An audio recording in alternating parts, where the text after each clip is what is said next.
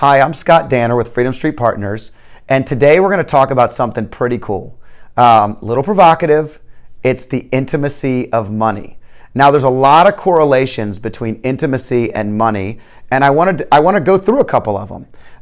One of the biggest takeaways in doing these videos for the past year is that so many people come up to me and discuss certain topics or videos one-on-one, and they'll say, oh my gosh, in a restaurant, hey, I loved your video. And they're friends, by the way. I'm not saying that these are random people and they're mobbing me. I'm literally just saying that friends and family and people that follow us will come up to me and say, hey, I love that video on who makes a better investor, men versus women. And they'll talk all about it, and yet nobody leaves a comment.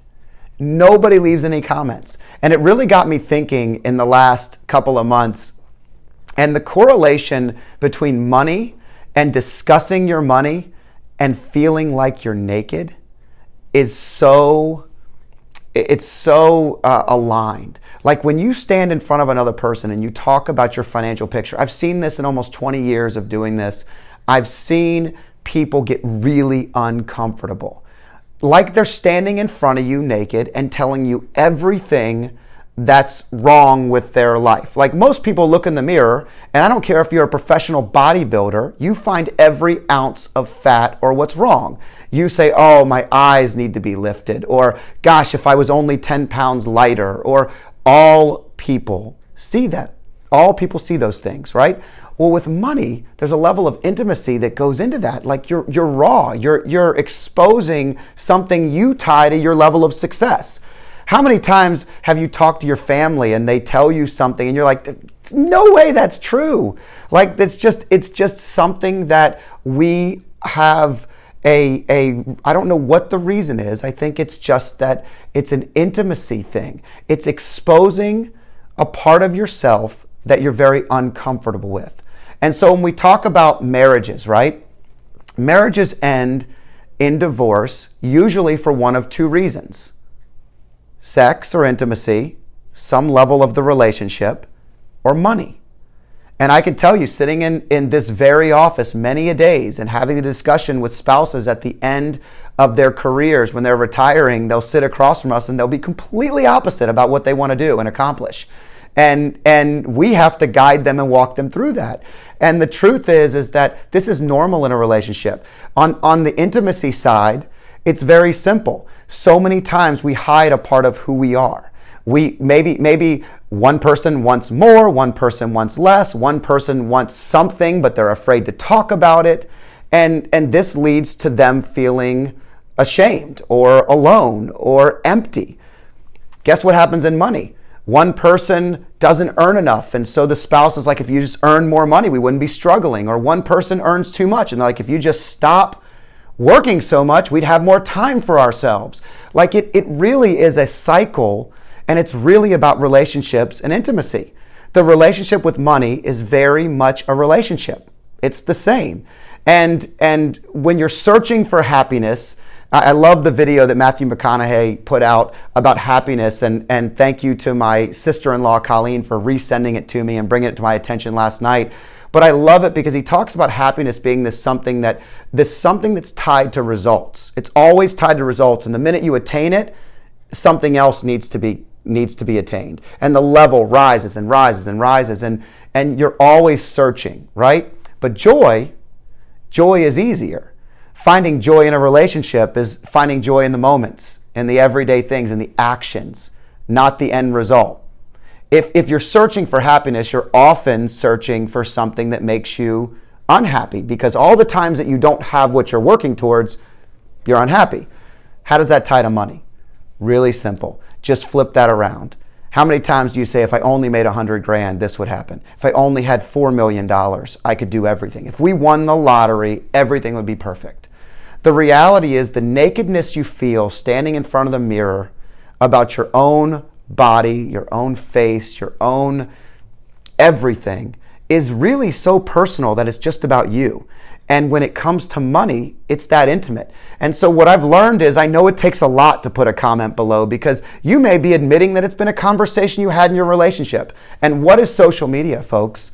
What is social media? Social media is the girl and the guy standing in front of a Rolls Royce with a fake dress that she borrowed for the night and she's taking back tomorrow, and him wearing the suit, and them getting the perfect shot, all in front of a car they don't own with clothes they don't wear, so that every one of their friends says, oh, wow, they're so happy.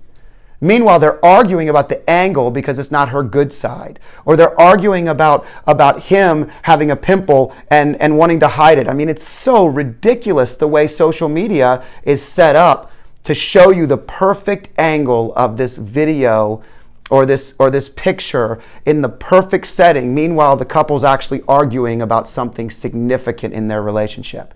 But you all say, gosh, they're so happy. The reality is there's an intimacy and a nakedness that goes to actually understanding where you stand, where you are now, where do you want to be, and how you're going to get there. And if you don't look in the mirror and really identify it, but really have some level of self-awareness, have some level of identity, and actually be able to communicate about it. So if it's money, talking to your spouse about it and being honest, not being ashamed, being honest about what you want, why you want it. It's okay to want money. Just be honest about why you want it. Some people want it for protection and security. Some people want it for stuff. You know, it's okay, but be honest. I can't really give you a whole lot of advice in the other area. I will just tell you that the correlations are very, very tied to each other, and they're very obvious. And I understand with the comments. But I would encourage everyone out there that if you're watching this video and there's something that's interesting in it, comment below.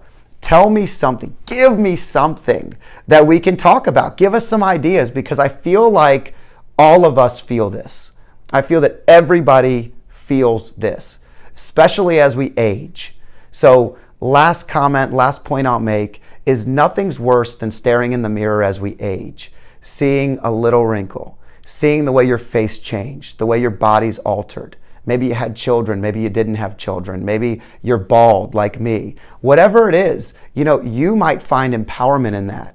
You may find, you know, a level of defeat in that. But the reality is, as we age, the same thing ties to our money.